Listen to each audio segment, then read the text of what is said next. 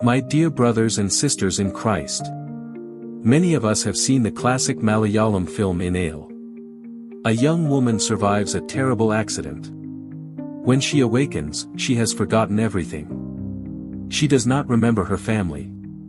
She does not remember her past. She does not remember the people who love her. The faces around her are familiar to everyone else, but not to her. Years later, Hollywood told a similar story in The Vow. A young husband sits beside the woman he deeply loves. He remembers every promise, every sacrifice, every moment they shared together. But after an accident she looks at him and asks, "Who are you?" The tragedy of both stories is not merely memory loss. The tragedy is broken relationship.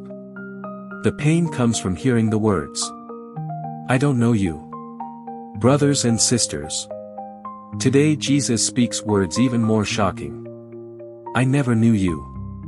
Imagine hearing those words from the one who created you. The one who died for you. The one who called you by name at baptism. The one who fed you with his body and blood. The one who waited for you in every confession.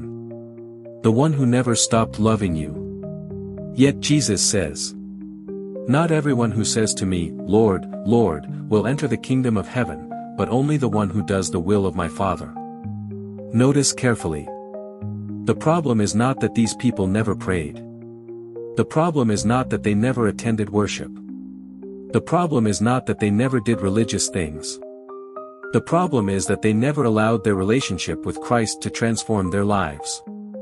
They spoke his name, but they did not live his way. They admired his teaching, but they did not obey his teaching. They wanted the blessings of Christ without the demands of discipleship. So what does it mean to know Christ? For Catholics, knowing Christ is not simply having feelings about Jesus. Knowing Christ begins in baptism.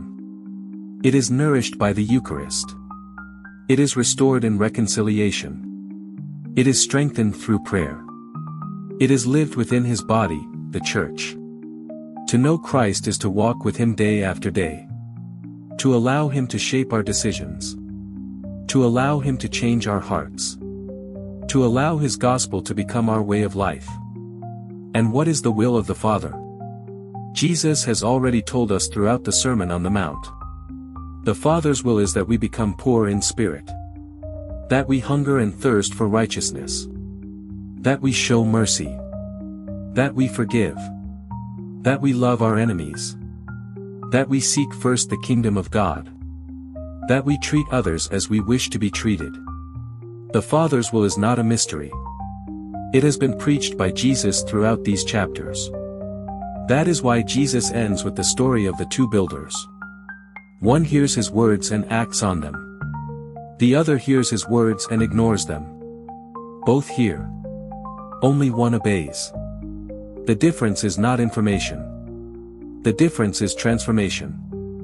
The wise builder allows the gospel to become flesh in daily life. The foolish builder leaves the gospel in the realm of good intentions. Brothers and sisters. The church is not simply a place where we learn about Christ. The church is where we encounter Christ. In the scriptures. In the sacraments.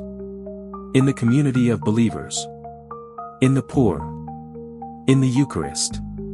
Here we learn not only to say, "Lord, Lord," but to live as his disciples. Let us return one final time to Innale and the Vow. In both stories, love longs to restore a forgotten relationship. That is exactly what Christ desires for each of us. Not merely that we know facts about him. Not merely that we perform religious activities. But that we truly know him and allow him to know us. So that when we stand before him at the end of our lives, we may hear not the terrible words, "I never knew you," but the words every Christian longs to hear. "I know you. You listened to my voice. You followed my way. You built your life upon the rock. Come, enter into the joy of your Lord." Amen.